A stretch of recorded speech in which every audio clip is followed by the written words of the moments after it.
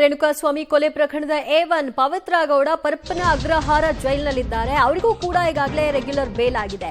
ಅವರ ಬಿಡುಗಡೆ ಸ್ವಲ್ಪ ವಿಳಂಬ ಆಯಿತು. ಕಾರಣ ಶನಿವಾರ ಭಾನುವಾರ ರಜಾ ದಿನ ಆಗಿದ್ರಿಂದ ಇವತ್ತು ಅವರ ಬಿಡುಗಡೆ. ಪವಿತ್ರ ಗೌಡಗೆ ತಾಯಿ ಹಾಗೂ ಅವರ ಸ್ನೇಹಿತೆ ಇಬ್ಬರು ಕೂಡ ಶ್ಯೂರಿಟಿಯನ್ನ ಕೊಟ್ಟಿದ್ದಾರೆ. ಇಬ್ಬರ ಶ್ಯೂರಿಟಿಯನ್ನ ಪಡ್ಕೊಳ್ಳಲಾಗಿದೆ. ಸೈಟ್ ಪತ್ರಗಳನ್ನ ನೀಡಿ ಪ್ರದೋಷ್ಗೆ ಸಹೋದರಿ ಶ್ಯೂರಿಟಿಯನ್ನ ಕೊಟ್ಟಿದ್ದಾರೆ. ಇತರೆ ಆರೋಪಿಗಳ ಶ್ಯೂರಿಟಿ ವಿಚಾರವಾಗಿ ಮಾಹಿತಿ. ಕೆಲವೇ ಕ್ಷಣಗಳಲ್ಲೇ ಜೈಲಿನಿಂದ ರಿಲೀಸ್ ಆಗಲಿದ್ದಾರೆ ಆರೋಪಿಗಳು. ವಿವಿಧ ಜೈಲುಗಳಲ್ಲಿ ಆರೋಪಿಗಳಿದ್ದಾರೆ. ಈ ಕೇಸ್ಗೆ ಸಂಬಂಧಪಟ್ಟ ಹಾಗೆ ಜಾಮೀನನ್ನ ಹಾಕೊಂಡಿದ್ದಂತಹ ಅಷ್ಟು ಆರೋಪಿಗಳಿಗೆ ಬೇಲ್ ಸಿಕ್ಕಿದೆ. ಆ ಬೇಲ್ನ ಹಿನ್ನೆಲೆಯಲ್ಲಿ ಪ್ರಕ್ರಿಯೆಗಳನ್ನೆಲ್ಲ ಪೂರ್ಣಗೊಳಿಸಿಕೊಂಡು ರಿಲೀಸ್ ಸಮಯ ಕೂಡ ಆಗಿದೆ. ಈಗ ದರ್ಶನ್ ಆಲ್ರೆಡಿ ಮಧ್ಯಂತರ ಜಾಮೀನನ್ನ ಪಡೆದು ಆಸ್ಪತ್ರೆಯಲ್ಲಿ ಇದ್ದಿದ್ರಿಂದ ಅವರು ಇವತ್ತಿನ ಶ್ಯೂರಿಟಿಗೆ ಸಂಬಂಧಪಟ್ಟ ಹಾಗೆ ಅವರ ಒಂದು ಬೇಲ್ ಅರ್ಜಿಗೆ ಸಂಬಂಧಪಟ್ಟ ಹಾಗೆ ಸಂಪೂರ್ಣ ಸಹಿ ಹಾಕುವಂತಹ ಪ್ರಕ್ರಿಯೆ ಇದೆಲ್ಲವೂ ಕೂಡ ಪೂರ್ಣ ಆಗಬೇಕಾಗಿತ್ತು. ಹಾಗಾಗಿ ಅವರು ಕೋರ್ಟ್ಗೆ ಹೋದ್ರು. ಆದರೆ ಈ ಇತರೆ ಆರೋಪಿಗಳು ಅವರು ಇಷ್ಟು ದಿನಗಳ ಕಾಲ ಜೈಲಿನಲ್ಲೇ ಇದ್ದಿದ್ರಿಂದ ಅವರಿಗೆ ಆ ರೀತಿಯಾದಂತಹ ಪ್ರಕ್ರಿಯೆಗಳಿರಲ್ಲ. ಅವರು ಜೈಲಿನಲ್ಲೇ ಇರುವಂತಹ ನಿಯಮಗಳಿಗೆಲ್ಲದಕ್ಕೂ ಕೂಡ ಸಹಿ ಹಾಕಿ ಅಲ್ಲಿಂದ ಅವರು ಬಿಡುಗಡೆ ಆಗಬೇಕಾಗತ್ತೆ.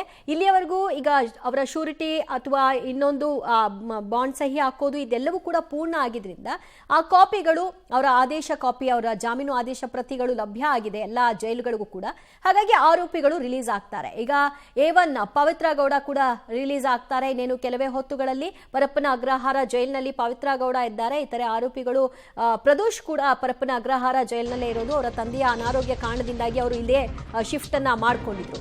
ಕೆಲವೇ ಕ್ಷಣಗಳಲ್ಲಿ BGS ಆಸ್ಪತ್ರೆಗೆ ದರ್ಶನ್ ಅವರ ಆಗಮನ ಆಗುತ್ತೆ. BGS ಆಸ್ಪತ್ರೆಯಲ್ಲಿ ಟ್ರೀಟ್ಮೆಂಟ್ ಕಂಟಿನ್ಯೂ ಮಾಡ್ಕೊಳ್ಳೋಕೆ ಗುರುವಾರದವರೆಗೂ ಅವರು ಬಯಸಿದ್ದಾರೆ. BGS ಆಸ್ಪತ್ರೆಯ ಬಳಿ ಪೊಲೀಸ್ ವ್ಯವಸ್ಥೆಯನ್ನು ಕೂಡ ಬಿಗಿಗೊಳಿಸಲಾಗಿದೆ. ಬಿಗಿ ಬಂದೋಬಸ್ತ್ ಕೈಗೊಂಡಿದ್ದಾರೆ. ಬೆನ್ನು ನೋವು ಹಿನ್ನೆಲೆ ಮತ್ತೆ ಆಸ್ಪತ್ರೆಗೆ ದರ್ಶನ್ ಅವರು ಚಿಕಿತ್ಸೆಗಾಗಿ ದಾಖಲಾಗ್ತಾ ಇದ್ದಾರೆ. ಇಲ್ಲಿಯವರೆಗೂ ಅವರ ಡಿಸ್ಚಾರ್ಜ್ ಏನು ಪ್ರಕ್ರಿಯೆಗಳನ್ನ ಪೂರ್ಣ ಆಗದೇ ಇದ್ದಿದ್ರಿಂದ ಬಹುಶಃ ವಾಪಸ್ ಹೋಗ್ತಾರೆ ಅನ್ನುವಂತಹ ಸಹಜ ಎಕ್ಸ್ಪೆಕ್ಟೇಷನ್ ಇತ್ತು. ಅದರಂತೆ ಅವರು ಆಸ್ಪತ್ರೆಗೆ ಹೋಗ್ತಾ ಇದ್ದಾರೆ. ಅದರ ಬಗ್ಗೆ ಅವರ ಪರ ವಕೀಲ ಖಾತ್ರಿ ಪಡಿಸಿದ್ರು. ಈಗ ದರ್ಶನ್ ಅವರ ಕಾರು ಕೂಡ ಅದೇ ಮಾರ್ಗವಾಗಿ ಹೊರಟಿದೆ. BGS ಆಸ್ಪತ್ರೆಯಲ್ಲಿ ಗುರುವಾರದವರೆಗೂ ಕೂಡ ಟ್ರೀಟ್ಮೆಂಟ್ ಕಂಟಿನ್ಯೂ ಆಗುತ್ತೆ. ಈ ಸಂದರ್ಭದಲ್ಲಿ ಯಾವುದೇ ಆಪರೇಷನ್ಗೆ ಅವರು ಒಳಗಾಗಲ್ಲ. ಕನ್ಸರ್ವೇಟಿವ್ ಟ್ರೀಟ್ಮೆಂಟ್ ಏನಿದೆ ಅದು ಕಂಟಿನ್ಯೂ ಆಗುತ್ತೆ ಅನ್ನುವಂತಹ ಪ್ರಾಥಮಿಕ ಮಾಹಿತಿ ಲಭ್ಯವಾಗ್ತಿದೆ. ಮತ್ತಷ್ಟು ಮಾಹಿತಿ ಕೊಡ್ತಾರೆ ನಮ್ಮ ಪ್ರತಿನಿಧಿ ಮಾರುತಿ. ದರ್ಶನ್ ಅವರು ಈಗ ಸದ್ಯ ಆಸ್ಪತ್ರೆ ಕಡೆ ಹೊರಟಿದ್ದಾರೆ. ರೈಟ್ ನೌ ಎಲ್ಲಿದೆ ಅವರ ವೆಹಿಕಲ್ ಮತ್ತು ಆಸ್ಪತ್ರೆಯಲ್ಲಿ ಎಷ್ಟು ದಿನಗಳ ಕಾಲ ಇರ್ತಾರಂತೆ, ಅದರ ಬಗ್ಗೆ ಏನ್ ಮಾಹಿತಿ ಲಭ್ಯವಾಗ್ತಿದೆ? ಈಗ ಕೋರ್ಟಿಂದ ಹೊರಟಿರುವಂತದ್ದು ಜಾಮೀನು ಪ್ರಕ್ರಿಯೆನ ಮುಗಿಸ್ಕೊಂಡು ಹೊರಟಂತ ದರ್ಶನ್ ಈಗ ದೀಪಾಂಜಲಿ ನಗರದ ಮೈಸೂರು ರಸ್ತೆಗೆ ಅಟ್ಯಾಚ್ ಆಗ್ತಿದ್ದಾರೆ. ನೇರವಾಗಿ ಅಲ್ಲಿಂದ ಈಗ BGS ಆಸ್ಪತ್ರೆಗೆ ಮತ್ತೆ ಇಲ್ಲಿ ಚಿಕಿತ್ಸೆ ಮುಂದುವರಿಸುವಂತಹ ಹೇಳಿಕೆಗಳನ್ನ ವಕೀಲರು ಕೂಡ ನೀಡಿರುವಂತದ್ದು. ಆಸ್ಪತ್ರೆಯಿಂದ ಅಧಿಕೃತವಾದಂತೆ ಯಾವುದೇ ಮಾಹಿತಿಯನ್ನ ಸದ್ಯಕ್ಕೆ ನೀಡಿಲ್ಲ. ಅಂದ್ರೆ ಚಿಕಿತ್ಸೆ ಇನ್ನೂ ಒಂದು 4-5 ದಿನಗಳ ಕಾಲ ನಡೆಯುತ್ತೆ. ಯಾಕಂದ್ರೆ ಕನ್ಸರ್ವೇಟಿವ್ ಟ್ರೀಟ್ಮೆಂಟ್ ಅಲ್ಲೇನೆ ಕಳೆದ 1.5 ತಿಂಗಳಿಂದ ಅವರ ಬೆನ್ನು ನೋವು ಮತ್ತೆ ಬೆನ್ನು ನೋವಿನಿಂದ ಶುರುವಾದಂತಹ ಕಾಲಿನ ನೋವನ್ನ ಸರಿ ಮಾಡುವಂತ ಪ್ರಯತ್ನಗಳನ್ನ ಇಲ್ಲಿ ವೈದ್ಯರ ತಂಡ ಮಾಡ್ತಿದ್ದಾರೆ. ಸರ್ಜರಿಗೆ ಒಳಪಡಿಸಲೇಬೇಕು ಅಂತ ಹೇಳಿ ಮಧ್ಯಂತರ ಜಾಮೀನನ್ನ ಪಡೆದಿದ್ದು. ಆದ್ರೆ ಸರ್ಜರಿಗೆ ಒಳಪಡಿಸದೇನೆ ಅದೇ ಕನ್ಸರ್ವೇಟಿವ್ ಟ್ರೀಟ್ಮೆಂಟ್ ಅಂದ್ರೆ ಕೇವಲ ಔಷಧಿ ಮತ್ತು ಫಿಸಿಯೋಥೆರಪಿ ಮೂಲಕನೇ ಗುಣಪಡಿಸುವಂತ ಪ್ರಯತ್ನಗಳು ನಿರಂತರವಾಗಿ ಮಾಡ್ತಿದ್ದಾರೆ.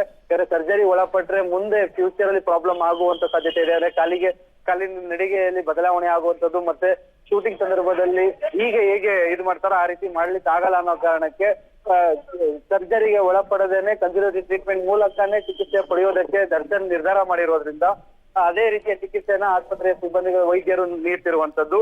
ಸದ್ಯಕ್ಕೆ ಆಸ್ಪತ್ರೆಗೆ ಬಂದ ನಂತರದಲ್ಲಿ ಕನಿಷ್ಠ ಒಂದು 3-4 ದಿನ ಅವರಿಗೆ ಚಿಕಿತ್ಸೆ ಮುಂದುವರಿಸ್ತಾರೆ. ಆ ನಂತರದಲ್ಲಿ ಫಿಸಿಯೋಥೆರಪಿ ಮತ್ತು ಔಷಧಿಗಳನ್ನ ಮನೆಯಲ್ಲೇನೆ ಕೊಡುವಂತಹ ಮತ್ತೆ ಮನೆಯಲ್ಲೇ ಟ್ರೀಟ್ಮೆಂಟ್ ಕೊಟ್ಟು ಅಲ್ಲೇ ವಿಶ್ರಾಂತಿ ಪಡೆಯೋದಕ್ಕೂ ಸೂಚನೆ ನೀಡಬಹುದು. ಸದ್ಯಕ್ಕೆ 3-4 ದಿನಗಳ ಕಾಲ ಆಸ್ಪತ್ರೆಯಲ್ಲಿ ಎಂದಿನಂತೆ ಇಷ್ಟು ದಿನ ಏನ್ ಚಿಕಿತ್ಸೆ ಪಡೆದಿದ್ರು ಅದೇ ರೀತಿ ಚಿಕಿತ್ಸೆನ ಮುಂದುವರ್ಸ್ಕೊಂಡು ಹೋಗ್ತಾರೆ. ದಿವ್ಯಾ, ಥ್ಯಾಂಕ್ ಯು ಮಾರುತಿ ನಿಮ್ಮಲ್ಲ ಮಾಹಿತಿಗೆ. ಈಗಷ್ಟೇ ಕೋರ್ಟ್ನಿಂದ ದರ್ಶನ್ ಅವರ ವೆಹಿಕಲ್ ಹೊರಟಿದೆ. ಸೊ ಈಗ ನೇರ BGS ಆಸ್ಪತ್ರೆಗೆ ಹೋಗ್ತಾರೆ. ಅಲ್ಲಿ ಮತ್ತೆ ಅವರು ಚಿಕಿತ್ಸೆಯನ್ನ ಪಡ್ಕೊಳ್ಳಿದ್ದಾರೆ.